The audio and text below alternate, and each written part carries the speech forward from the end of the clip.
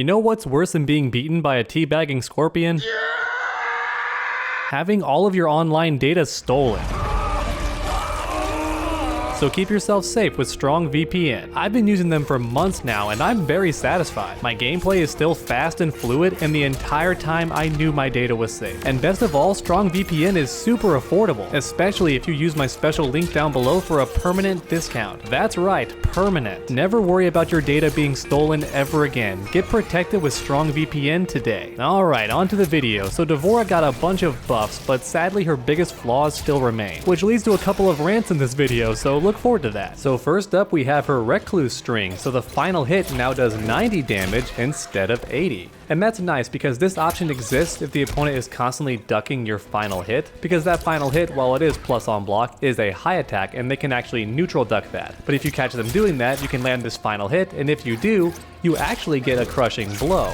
And since the final hit now does more damage, I imagine the crushing blow does more damage as well. And after all that damage over time, we're getting almost 20%, so that's not too bad. I kinda wish it was a bit more, mainly because this final hit is very unsafe on block at like -17, so it's a very big gamble, it's high risk, and not a very good reward. So even though the damage on this move has gone up, I still don't recommend going for this most of the time, because if you're fighting a skilled player, their punish combo is doing way more than 20%. And then we have Setsi, I hope I'm saying that right, so the final hit of this move also does more damage. It does 70 instead of 60. Let me try and whiff that again. Boom, boom, boom. Not too bad, and I imagine the crushing blow does more damage as well. Now unfortunately it's also damage over time, and my issue with that is damage over time usually won't kill the opponent if they're low on health, whereas if this crushing blow did flat damage, then they're just guaranteed dead immediately, and I certainly would have preferred that. And worst of all, this move still has a really big issue that I am shocked they did not fix. So if I tell Devora to just duck, and then I go for this move, it misses. It's an overhead that misses opponents who are crouching. So that's its only job, is to hit somebody crouching, and it has a chance to miss. Now sometimes it works, I'm not sure why it works and sometimes it doesn't, but this move can just completely miss, and I have no idea why. I don't get why it works sometimes and sometimes it doesn't. And at first I thought it only misses if they neutral, but no, if they just hold crouch, it can still miss completely. It's still a possibility.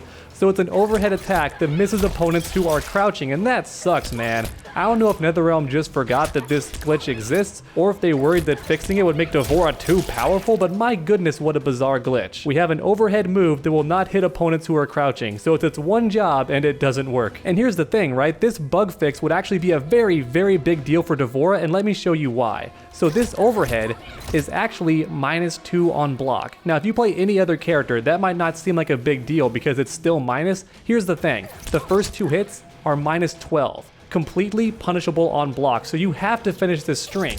And this option is also fully punishable, you can't go for that. And this overhead option, which is safe, has a chance of missing. Even in the corner it can still miss, so it's also not a good option, which means you have to do this special move and then spend the bar. That's the only way to keep yourself safe if you commit to this string, which by the way is Devora's only mid. It's her only mid, and if you commit to it, you're pretty much dead if you don't have a bar of meter. And even though you can spin the bar to keep yourself safe, that's just one less bar for combos, so it just sucks that to keep yourself safe, you always have to spend a bar. And also, since this move's not even available in Variation 3, it pretty much makes Variation 3 useless because you don't have any way to keep yourself safe after her only decent mid string. However, all of these issues would go away if this overhead simply hit opponents who are crouching, which I feel like overheads are meant to do. I'm not sure how the best way would be to fix it, maybe increase the hitbox when Devora attacks, or just increase the hurt box on the opponent, any number of things, but this move should not miss on a crouching opponent. If this issue got fixed, Devora mains would no longer have to spend a bar every single time they use this string, and that's why when I play Devora, I don't even go for the mids, I just go for this. Because this string is still safe, but it's a high, which means I eat uppercuts all the time, or I eat mashing all the time, but all of those are still better than being fully punishable on block, at least to me. But my goodness, just make this move not miss on crouching opponents and Devora mains no longer have to spend a bar just to be safe. That's kinda ridiculous. Okay, but I apologize for that rant. Next up we have Infested. So this move got a little bit of a buff, so now the hit region has been reduced on Devora's head, which should mean it's a bit tougher to hit me when I go for this move.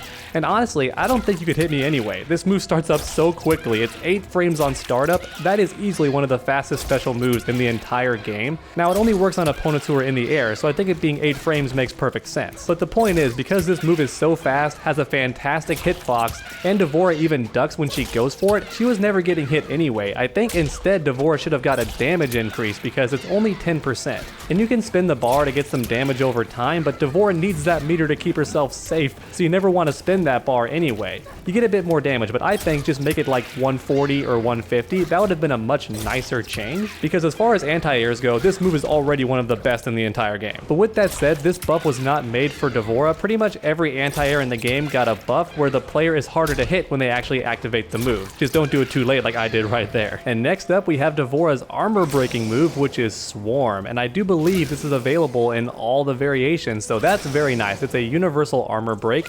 Now, as far as the armor break itself goes, it's fairly average. I think it's perfectly fine. It doesn't have any crushing blows. However, in variation 2, this plants bugs on the opponent, and you're very plus on hit, which means you get access to this throw crushing blow, and it is a frame trap.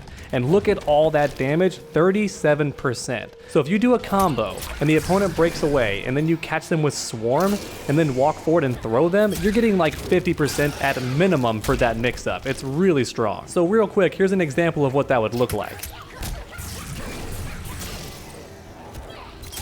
Oh my god, it's gonna hurt so bad. Oh my god, look at that. Almost 75% actually if you go for the enhanced swarm. So if your opponent's not expecting that throw, they're just dead. And even if they are expecting it, you can just mix things up and go for the back throw, because that one doesn't have a crushing blow, but it's still some really decent damage, right? 14%, and they already have all the bugs inside of them, which means at any point during the match, you can just call them back and get guaranteed damage. Once again, it costs a bar, but it's just guaranteed damage, so very scary stuff. However, do be warned about the neutral crouch. They could duck your throw options and just go for a full punish, or they can go for an uppercut and get a crushing blow. So the throw mix-up is very strong after the armor break, but just keep in mind the opponent has options to escape it. And even if you don't want to go for the throw crushing blow, it's still a really good option because it restands the opponent and it's guaranteed. From what I've tested, the opponent has no way of escaping this. Even if you go for the Widow's Kiss, you can just go for a jumping 2 and then do it, and there is no escape. If they break away immediately, you can actually do a jumping kick into it and it still works. Now, most human beings don't break away immediately though, so I still recommend going for the jumping punch, but that's just cool to me. There's pretty much no way to escape this armor break if you know the opponent's going to go for it. A lot of characters can't do their armor break during their best combos, but D'Vorah can get her armor break to work pretty much whenever. So it might not have a crushing blow, but it's very strong in variation 2, and it always restands the opponent, which means no wake up options. And I almost forgot to mention, you also recover 5 frames faster if you break the armor, so normally you're only +4, which is still really good. But if you break armor with this move, now you're suddenly at +9, and if you spin the bar, are you even more plus?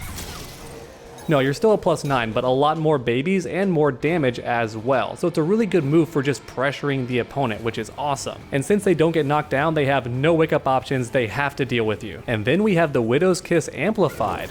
So this move has reduced combo scaling, which just means your combos hurt a bit more, and that's very nice. D'Vorah, don't you drop on me, I'm trying to show something. So if I do this, which is a very simple bread and butter, I now get more damage. And a restand. So I'm getting 28%. That's very nice. And I do believe the anti-air actually does more damage, so let me do that. Ooh, so now we're getting a guaranteed 30%, and that's a very easy combo too, and it's not even the optimal. If you want optimal damage, you can actually do the puddle the second you land from the Widow's Kiss and get even more damage. So here's what that combo looks like.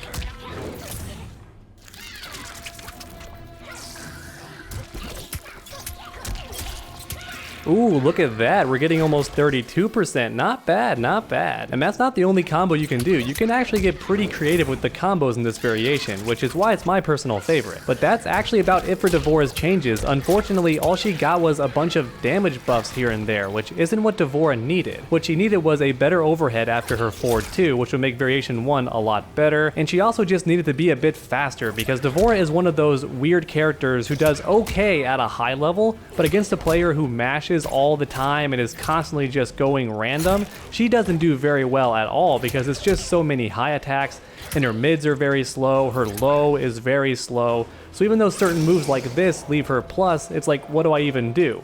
This is way too slow, they can mash out of it. This is way too slow, they can mash out of it, and my high attack can be mashed out of. So even D'Vorah has all these different ways to be plus on hit. All she can really do is jab. That's all she can do. She can do crouching attacks, and pretty much everything else will lose to mashers, and that's just a real shame. And unfortunately, that problem still hasn't been fixed. D'Vorah still has to commit to this move. Anytime she wants to be safe on block, she has to spin that bar, and as a result, Variation 3 is pretty much still useless at a high level, and she's also just too slow in my opinion. Certain moves like this might be one of the worst strings in the entire game. It's slow on startup, it's very punishable on block, all that awful stuff, so once again you have to spin the bar just to keep yourself safe. So in summary, D'Vorah does a lot more damage now, and she got some really nice buffs to her Variation 2, and her armor break is okay, but the things she needed, like better speed and just more consistent hitboxes, sadly hasn't been fixed. So if you're a D'Vorah main, you're gonna kill the opponent a little bit easier, but all the problems that you hate and keep you up at night are pretty much still there. But please let me know your thoughts on these changes in the comment section down below. And then while you're down there, please leave a like if you enjoyed the video. It really does help my channel out a ton. And finally, why not keep that combo going by subscribing and ringing that bell? That way you never miss a future video. Make sure to come back next time, and as always, stay underdogs.